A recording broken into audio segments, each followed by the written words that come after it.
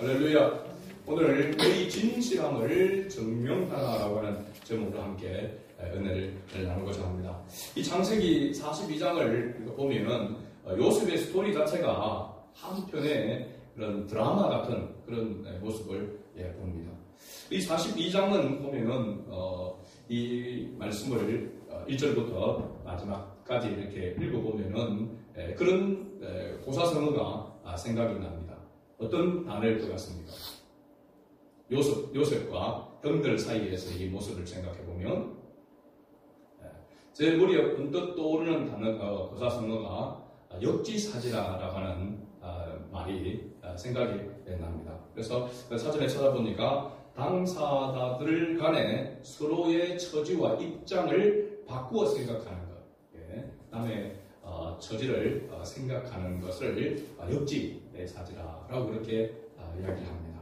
이 말의 목적은 상대방을 배려하고 이해함으로써 갈등을 줄이는 것이라면 이러한 역지사지의 태도는 공감 능력의 또 다른 표현이라고 의학사전에 그렇게 나와 있습니다. 그래서 요셉의 삶, 요셉의 인생을 또 우리가 생각할 때에 우리에 떠오르는 그런 단어라고 한다면 억울함이라고 하는 단어가 생각이 날 겁니다. 그렇죠? 형들에 의해서 억울하게 노예를 팔리고 또 그 팔려간 곳에서 보디발 장군의 아내의 또 통화에서 억울함을 받아서 감옥에도 갇히게 되어집니다. 그래서 어떻게 보면은 요셉의 인생 자체가 그 억울함이라고 하는 그런 인생이다라고 이렇게 보여지는데 오늘 본문에서 보면 형들이 그 억울함을 이렇게 맛보게 되어지죠. 그 억울함이 어떤 맛이냐? 아주 매운 맛을 주게 보여주고 있는 것을 봅니다. 그래서 어떤 부분에서 보면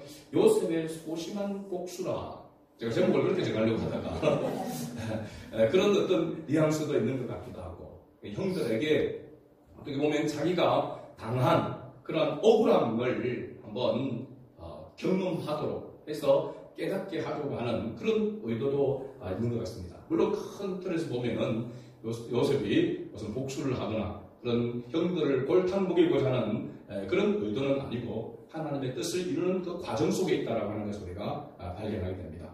요셉이 애굽의 온 총리가 되어서 기근으로 인하여서 7년 흉년 이후에 7년 기근으로 인하여서 애굽 전역에도 기근으로 인해서 굶주리는 자들이 많아서 곡식을 구하는 자들이 많았습니다. 그래서 바로 왕에게 가서 곡식을 달라고 할 때에 바로 왕은 모든 정권을 요셉에게 위임했기 때문에 요셉에게 가서 곡식을 사라라고 이렇게 이야기하죠.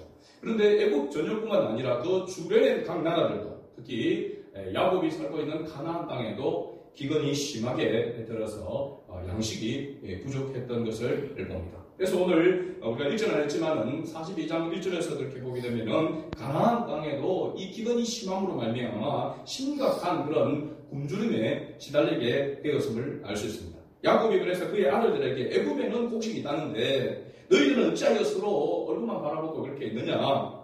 너희는 그리로 가서 우리를 위하여 양식을 사오라 라고 그렇게 이야기합니다. 그러면 우리가 살고 죽지 아니하리라 이렇게 야곱이 자기 아들들에게 그렇게 이야기합니다. 그러니까 요셉의 형 10사람이 애굽에서 곡식을 사려고 내려갔다라고 이렇게 얘기합니다. 누구만 빼고 10명이 내려간 겁니까? 베냐민만 빼고 내려간 것입니다.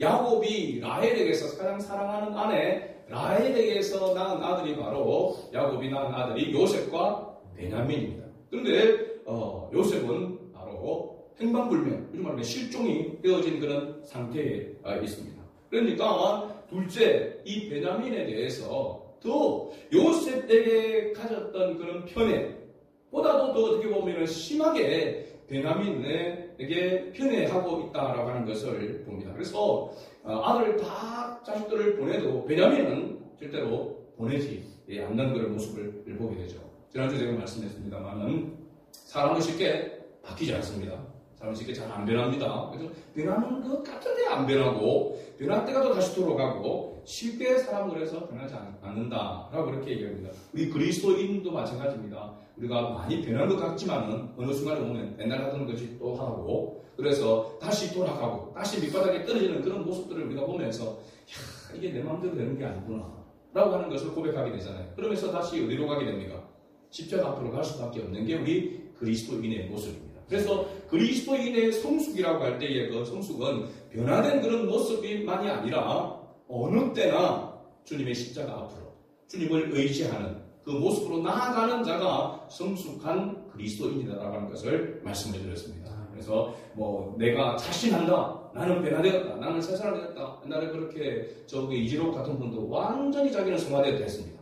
완전히 사지가 되어버리죠. 그래서 여러분들 자기가 완전히 막 그 피 가름을 해서 자기는 완전히 성결을 이루었다. 그렇게 여기 직접 제가 들었습니다. 그런데 보니까 아니었습니다. 그죠? 아주 더러움이 그 속에 그대로 남아 있는 것을 우리가 보게 되죠. 이것도 마찬가지입니다. 우리 스스로는 성결할 수가 없습니다.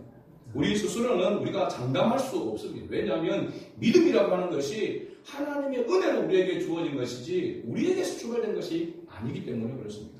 그래서 성숙한 그리스도인은 내가 이만큼 성숙되었다고 생각하다가 밑바닥에 떨어졌을 때 그때 낙심하지 아니하고 여전히 그렇지, 나는 연약한 존재, 내가 진토와 같은 먼지와 같은 벌레와 같은 그런 존재라고 하는 것을 깨닫고 다시 주님의 이름을 부르면서 주님의 십자가를 붙드는 사람이 바로 성숙한 자라고 하는 사실입니다. 여러분, 야곱이 얼마나 험악한 인생을 살았다라고 나중에 애굽의 바로 왕 앞에서 그렇게 고백합니까? 얼마나 성숙한 것 같이, 얼마나 그런 많은 경험들을 하면서 믿음이 좋은 사람같이 보이지만 아직까지 그 보세요. 베냐민을 편애하는 이 모습을 보면은 이거 야곱이 그렇게 많이 달라지지 않았다라고 하는, 변화되지 않았다라고 하는 것을 우리가 그대로 알 수가 있는 것이죠. 요셉이 애굽의 총리로 곡식을 할 때에 요셉의 형들이 와서 그 앞에 절을 합니다. 엎드렸습니다. 그렇죠? 이 장면을 보면 여러분 무엇이 생각납니까? 하나님께서 요셉에게 꿈을 꾸게 했던 것을 생각납니다. 그렇죠? 창세기 37장에 가서 보면은 요셉이 꿈을 꿀 때에 먼저 꿈을 꿀 때에 우리가 밭에서 곡식단을 묶더니 내 단을 일어서고 당신들의 단은 내 단을 둘러서서 절하더이다. 누구한테 한 말입니까? 형들한테 뱉은 말입니다. 이부터 시작해서 형들에게 미운 물받기 시작하게 되어지죠. 그렇다면 지금 요셉의 이 꿈이 지금 완전히 성취되는 것일까요? 아니면 성취되는 가는 단계에 있는 것일까요? 예, 엄격하게 보면은 그 다음에 그 37장 9절에 보면은 요셉이 다시 꿈을 꿨는데 어떤 꿈을 꿨냐면 내가 또 꿈을 꾼적 해와 달과 11별이 내게 절하더이다 라고 그렇게 해요. 해와 달은 부모를 상징하는 거죠. 아버지 야곱이 살아있었으니까 11별은 그 형제들을 말하죠. 야곱의 12 요셉을 제외한 11명을 이야기합니다. 그러면 지금 요셉 앞에 와서 엎드려서 절하는 사람들이 몇 명입니까? 야곱의 아들들 가운데 베냐민을 제외하고 10명만 지금 와 있는 것입니다. 누가 더 와야 됩니까? 베냐민도 와야 되고 또 근본적으로는 누가 와야 되냐면 야곱이 와야 됩니다. 아버지가 와야 됩니다. 그러니까 아직 꿈이 이루어진 듯한 보이지만은 아직까지는 꿈이 이루어져가는 그런 과정 속에 있다라고 하는 것을 우리가 여기서 볼 수가 있습니다. 그래서 이 과정, 꿈이 이루어져 가는 그 과정 속에 요셉과 형들의 대화가 계속해서 이렇게 나오죠. 한편에 드라마같이 이렇게 나오는 것을 우리가 볼 수 있습니다. 제가 요셉이 형들에게 소심한 그런 복수를 한다라고 이렇게 했는데 사실 요셉은 형들로부터 그런 억울한 일을 당한 것은 틀림없는 그런 사실이고 아마 인간적으로도 그런 마음은 없지 않아 있었다라고 이렇게 할 수 있습니다. 왜냐하면 자기 인생이 돌아보면은 완전히 그 형들 때문에 그죠? 이와 같은 억울한 그런 상황에 놓였던 것. 13년이나 그죠? 고통 가운데 고난 가운데 완전히 노예로서 종으로서 그렇게 살았던 그런 모습을 보게 되죠. 그래서 요셉이 형들에게 이야기를 하는 것입니다. 그죠? 9절을 말씀해 보면 오늘 42장 9절을 보면 요셉이 그들에게 대하여 꾼 꿈을 생각하고 그들에게 이르되 너희는 정탐꾼들이라 이 나라의 틈을 엿보려고 왔느니라 라고 이렇게 요셉이 곡식을 살아온 그 형들에게 이야기를 합니다. 그러니까 형들이 말하기를 내 주여 아니니이다. 경상도로 하면 오대예 아닙니다. 아니라 예. 그러면서 주여 당신의 종들은 공물을 사러 왔나이다 라고 그렇게 이야기합니다. 그럼 여기 정탐꾼이라고 한다면 간사입니다. 그죠? 이 정탐꾼이라고 한다면 바로 그 자리에서 참수할 수 있는, 죽일 수 있는 그런 상황입니다. 그러니까 얼마나 당황스럽고 놀랐겠습니까? 그죠? 예, 그래서 어떻게 보면 한편으로는 억울한 진짜 뭐 정탐꾼이 아니잖아요. 순수하게 그냥 그야말로 돈을 가지고 와서 곡식을 사려고 왔는데 난데없이 정탐꾼이라고 하니까 이게 지금 뭐 완전히 지금 말로 하면은 뭐가 온 겁니까? 멘붕이 온 겁니다. 멘붕이 지금 형들이. 그러니까 요셉의 형들이 자기들은 한 사람의 아들들이라고 이야기하면서 자기들의 그 정체성, 자기 가족에 대해서 이야기를 합니다. 그러면서 뭐냐면 확실한 자들, 한 사람의 아들들로서 확실한 자들이다. 절대로 정탐꾼이 아니다라고 하는 것을 이야기하죠. 그럼에도 불구하고 요셉은 그들은 정탐꾼이라고 계속해서 몰아세우는 것을 봅니다. 13절을 우리 다시 한번 읽어볼까요? 그들이 이르되 당시에 좀 우리들은 12형제로서 가나안 땅 한 사람의 아들들이라. 막내 아들은 오늘 아버지와 함께 있고 또 하나는 없어졌나이다. 이 말을 듣고 요셉이 형들에게 너희 진실함을 증명하라라고 이렇게 하면서 15절에 너희 막내 아우가 여기 오지 아니하면 너희가 여기서 나가지 못하리라 라고 그렇게 말합니다. 그리고 16절과 17절에 보면 너희 중 하나를 보내어 너희 아우를 데려오게 하고 너희는 같이 있으라. 내가 너희의 말을 시험하여 너희 중에 진실이 있는지 보리라. 바로의 생명으로 맹세하노니 그러하지 아니하면 너희는 과연 정탐꾼이니라 하고 그들을 다 함께 3일을 가두었다 라고 그렇게 말하고 있습니다. 그리고 18절부터 보면은 그 사흘 후에 3일 후에 요셉이 형들에게 말합니다. 다시 나는 하나님을 경외하노니. 왜 여기서 요셉이 나는 하나님을 경외하노니 라고 이렇게 이야기했는지는 잘 모르겠습니다. 언제 조금씩 뭔가 자기의 마음을 여는 듯한 그런 모습이 보입니다. 너희는 이같이 하여 생명을 보존하라. 너희가 확실한 자들이면 너희 형제 중 한 사람만 그 옥에 갇히게 하고 너희는 곡식을 가지고 와서 너희 집안에 굶주림을 구하고 너희 막내 아우를 내게로 데리고 오라. 그러면 너희 말이 진실함이 되고 너희가 죽지 아니하리라니 그들이 그대로 하니라 그랬습니다. 요셉이 너희가 정탐꾼이 아니라고 한다면은 너희가 그게 거짓말이 아니라고 하면은 그 거짓말이 아닌 것을 증명해 보이라고 하는 것이죠. 그러면서 막내 아들이 아버지 집에 같이 있다고 하니까 그 막내 아들을 데려오라. 그래 데려오면 너희들이 정탐꾼이 아님을 너희가 확신한 자임을 알겠다라고 그렇게 이야기합니다. 요셉이 형들에게 이 말을 하니까 그들이 서로 말합니다. 21절을 같이 읽어볼까요? 42장 21절. 그들이 서로 말하되 우리가 아우의 일로 말미암아 범죄하였도다. 그가 우리에게 애근할 때에 그 마음의 괴로움을 보고도 듣지 아니하였으므로 이 괴로움이 우리에게 임하였도다. 바로 누가 당하던 것이었습니까? 요셉이 당하던 그 부분을 지금 이야기를 하고 있습니다. 자기들이 지금 억울한 상황에 놓여져서 그 억울함을 풀기 위해서는 자기들의 그 진실함을, 확실한 자임을 밝혀야 되는데 이런 상황에 놓이게 되어진 것에 대해서 자기들이 스스로 생각해 볼 때에 우리가 아우를, 요셉을 그렇게 그 마음의 괴로움을 보고도 듣지 아니하였으므로 그 괴로움이 우리에게 임하였다. 여기 보면은 그들이 요셉에게 잘못한 것이 그 때문에 자기들의 이러한 어려움이 임했다라고 하는 것을 깨닫는 그런 모습을 보여주고 있습니다. 그리고 그들의 그 뉘우침을 고백하고 난 다음에 보면은 장남인 루벤이 동생들에게 나무라게 되죠. 너희가 내 말을 듣지 않냐면 그의 핏값을 치게 되었다. 루벤은 장남으로서 요셉을 죽이고자 또 노예로 팔아야 하는 마음이 없었죠. 그죠? 그냥 그렇게 조금 고통을 주고 자기 자랑하는 그 교만함을 깨닫고 다시 아버지에게 돌려보내려고 했던 그 루벤이 여기서 보면은 로벤이 약간 오랜만에 장남 노릇을 하는 듯한 그런 모습이 보입니다.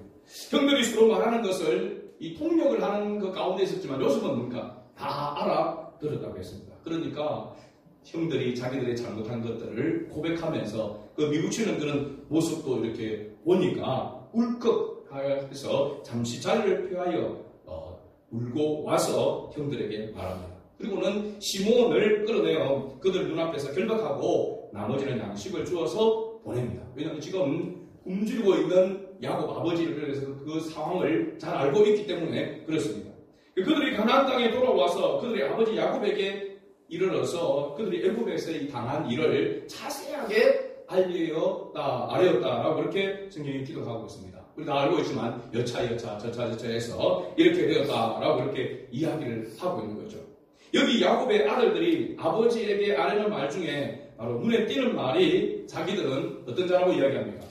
확실한 자라라고 그렇게 확실한 자들임을 강조하고 있는 것을 봅니다. 이것은 그들이 당한 억울함에 대한 항변이다라고 이렇게 봅니다. 정탐꾼으로 몰려 죽을 뻔한 일에 대한 항변입니다. 그러면서 양식을 주면서 막내 아우 베냐민을 데리고 가야 자신들의 그 억울함을 풀 수 있다고 아버지 야곱에게 말합니다.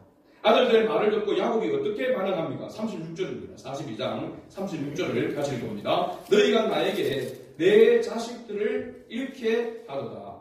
요셉도 없어졌고 시므온도 없어졌거늘 베냐민을 또 빼앗아 가고자 하니 이는 다 나를 해롭게 함이로다. 요셉이 이 이야기를 들었을 때 기가 막힐 노릇 아닙니까? 시므온이 잡혀있습니다.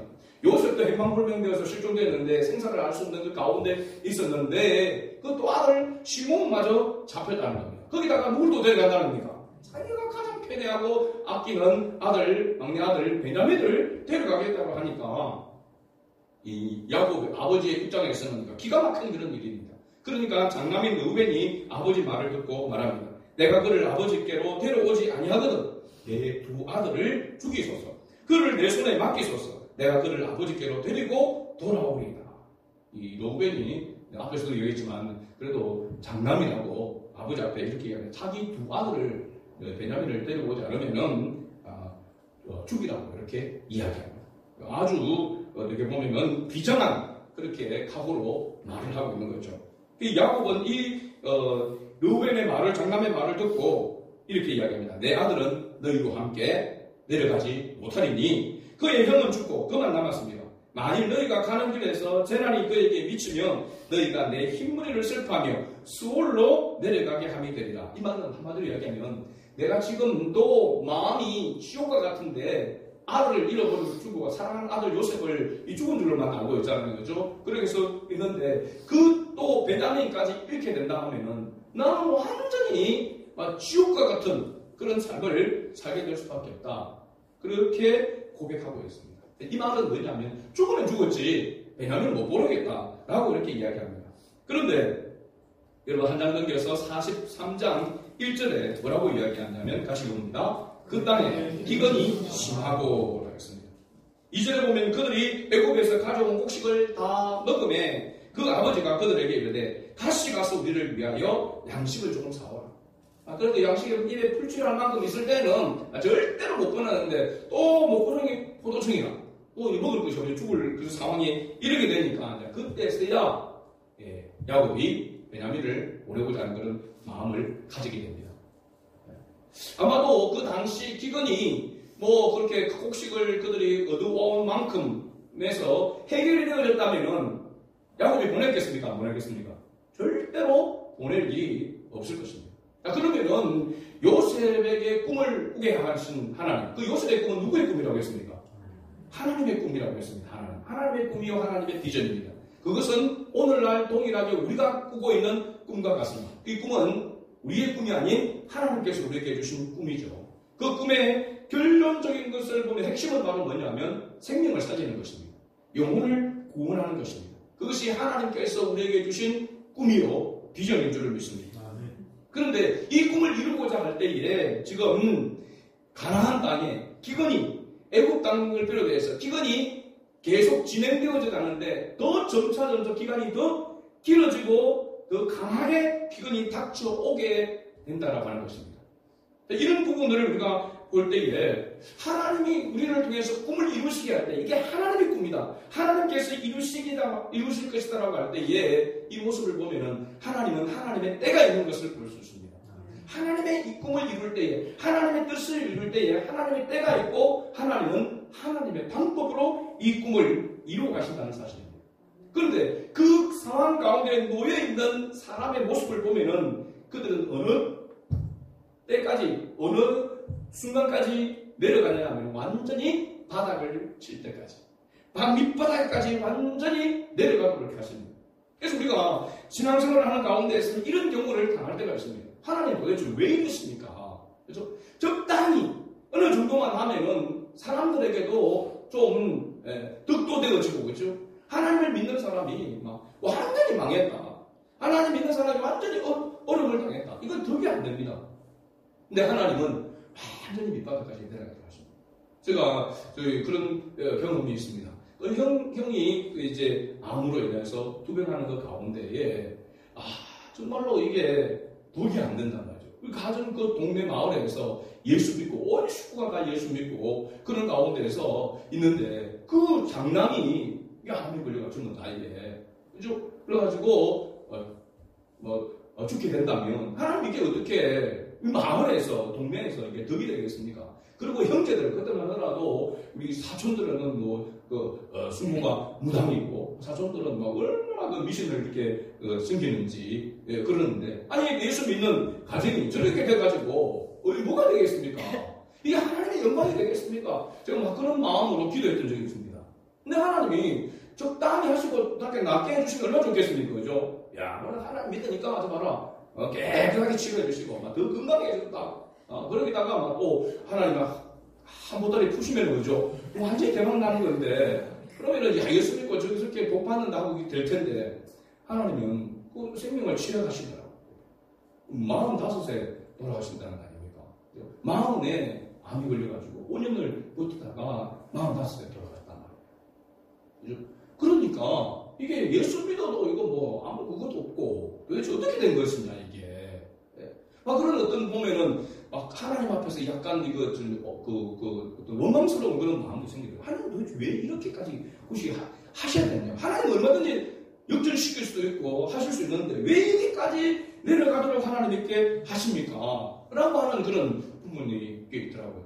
뒤에 나와서 보니까 하나님이 하시는 그 우리가 인간으로 측량할 수 없는 그런 부분이 있습니다. 그 가운데 하나가 뭐냐면 하나님은 그 일들을 통해서 생명을 구원하신 거예요. 그 처가에 그게 형제들이 다 모태 신앙인데 예수가 믿고 밖으로 그게 다 낙심해 있던 사람들인데 그게 돌아가시기 전에 다시 예수 믿도록 이렇게 하고, 그래서 다시 믿음의 가정으로 이렇게 세워지도록 그렇게 하시고 돌아가셨단 말이죠, 그죠? 그래서 그런 과정들을 이렇게 보면서 사람의 생각과 하나님의 생각은 이렇게 다를 수가 있다.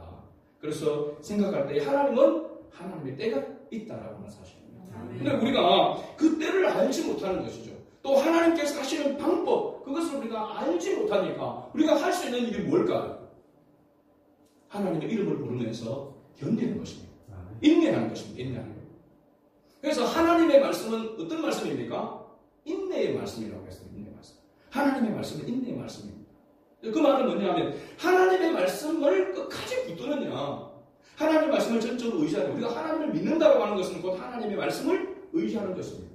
하나님의 말씀을 또한 붙드는 것입니다. 그 일을 이루시는 하나님의 뜻을 이루기 위해서는 내 뜻과 내 생각은 어떻게 됩니까? 내려놓아야 되는 것이죠.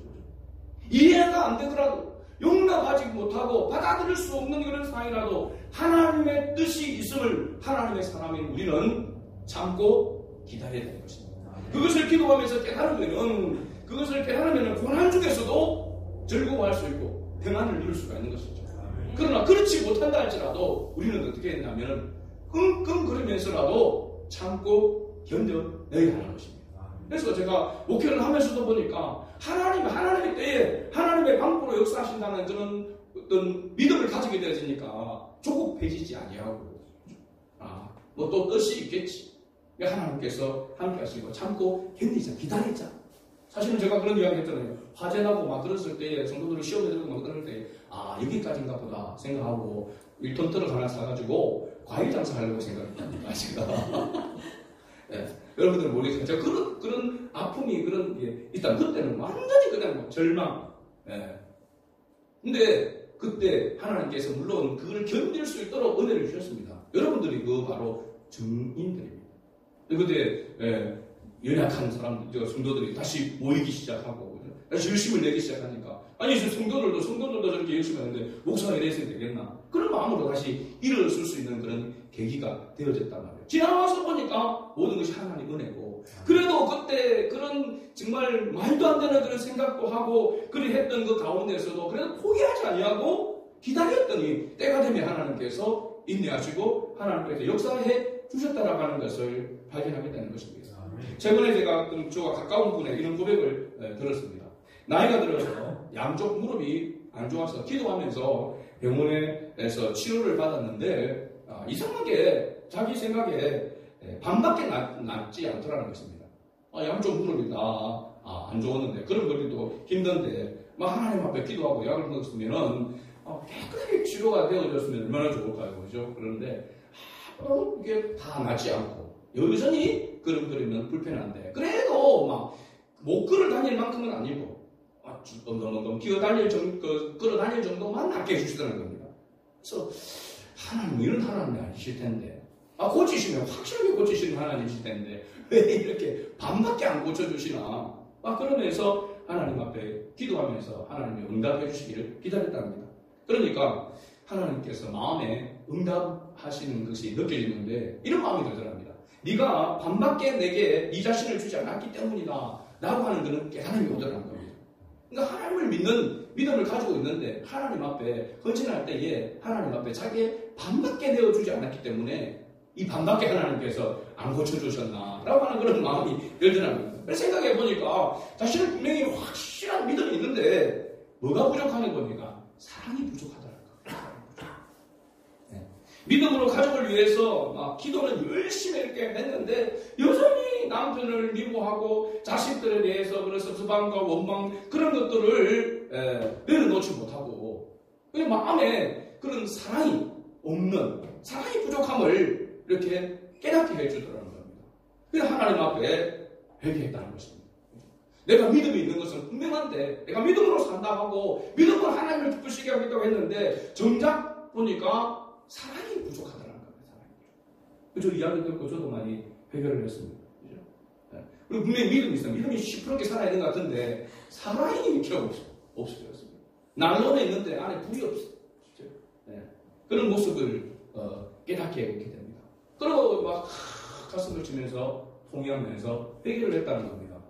하나님 나에게 사랑할 수 있는 은혜를 주시오. 나에게 믿음을 주신 하나님 나에게도 사랑할 수 있는 마음을 달라고 이렇게 기도하고 그랬더니 하나님께서 그 마음을 오르만져 주시더라는 겁니다. 그래서 그 미워하던 남편이 달라 보이더라는 겁니다. 그래서 말과 태도도 자기도 달라지고 남편에게 대하는 그 나중에 보니까 놀라운 것은 남편도 달라지더라는 거예요. 그렇게 막 시답시답 치다보던 남편이 자기를 보면서 그렇게 말도 그러니까 태도도 달라지더라는 겁니다. 그래서 그런 것을 이렇게 간증을 하는 것을 제가 들었습니다. 그러면서 저 자신도 그렇더라고요. 하나님을 믿는다고 하면서 하나님의 사랑으로 정말 살아가지 못하는 그런 모습이 너무나도 많다라고 하는 생각이 들었습니다. 믿음이 있는데 사랑은 부족한 채 살아가는 것이 이 얼마나 큰 하나님 앞에 죄입니까? 근데 그것을 제거시키지 못하는 믿음이 있으니까 지금 죽어도 천국 간다라고 하는 그런 믿음의 고백은 하면서도 실제적으로 삶 가운데서는 살아가지 못하는 거예요. 그죠? 정말로 배려하는 그런 마음과 그런 말과 그런 태도를 가지지 못하고 여차하면 막 원망하고 불평하는 그죠? 그러면서 우리가 그러잖아요. 하나님 앞에서 하나님이 원하시는 때가 있고 하나님의 방법으로 하나님이 주시는 그 때가 있는데 내 때에 이루어지지 않는다고 얼마나 우리가 하나님 앞에 원망하고 불평합니까? 그죠? 내 때에 내가 원하는 때에 이루어지기를 원하고 내가 원하는 방법으로 이루어져야만 그것이 복이라고 생각한다니까요. 하나님은 하나님의 때에 하나님의 방법으로 이루시고자 하는 뜻이 있는데 요셉을 보면서 우리가 이것을 보거든요. 그 모습이 요셉이 그 참고 견뎌가는 그 모습이 바로 누구의 모습이냐? 예수 그리스도의 모형이라고 하는 것입니다. 그래서 구약의 예수 그리스도의 모형이 요셉이라고 이렇게 이야기하고 있는 것이거든요. 오늘 우리에게도 요셉과 같은 그런 꿈을 주셨습니다. 생명을 살리는 일. 단순히 요셉에게 와서 곡식을 얻기 위해서 전하는 그 형제들, 그 형제들을 굴복시키기 위한 것이 목적이 아니라 하나님의 목적은 어디냐면 그 야곱의 그 가족들, 그 야곱의 족속, 하나님께서 택하신 그 언약을 이루시기 위해서, 그들을 살리기 위해서, 그들을 구원하시기 위해서 하나님께서 이와 같은 방법을 택하신 것입니다. 이것이 바로 이 방법이 십자가의 방법입니다. 그 예수님도 너희가 자기 십자가를 지고 나를 따르지 않으면 나의 제자가 될 수 없다라고 했습니다. 우리는 주님을 믿는 하나님의 자녀이고 주님의 제자인 줄로 믿습니다. 그럼 우리도 방법을 어떻게 해야 될까요? 우리의 방법이 아닌, 세상의 방법이 아닌 주님의 방법으로 살아가야 한다는 사실입니다. 여러분, 오늘 말씀을 통해서 우리가 하나의 지혜를 배워야 될 줄로 믿습니다. 내가 주님을 믿는다고 하면서도, 주님을 위해서 살아간다고 하면서도 우리가 내 뜻과 내 생각을 내려놓지 못하고, 내 방법을, 내 목표를 내려놓지 못하고 주님을 온전히 의지하지 못한다면 우리는 여전히 원망과 불평 속에 살아갈 수밖에 없는 그런 존재가 된다는 사실입니다. 오늘 여러분 생각해 보십시오. 우리의 가정 속에서도, 우리의 주위의 모습 속에서도 뭐가 식어가고 있습니까? 성경은 이미 예언해 놓고 있습니다. 말세가 되어지면 되어질수록 뭐가 식어진다고요? 사랑이 식어진다고 했습니다. 그런 것 같습니다. 오늘 교회 속에서도, 우리의 모습 속에서도 사랑이 식어가고 있는 것 같습니다. 어쩌면 식어 있는데도 식은 줄도 모르고 살아가고 있는 줄 모릅니다. 그러게 오늘 우리에게 가장 필요한 것이 하나님의 은혜를 구하는 것입니다.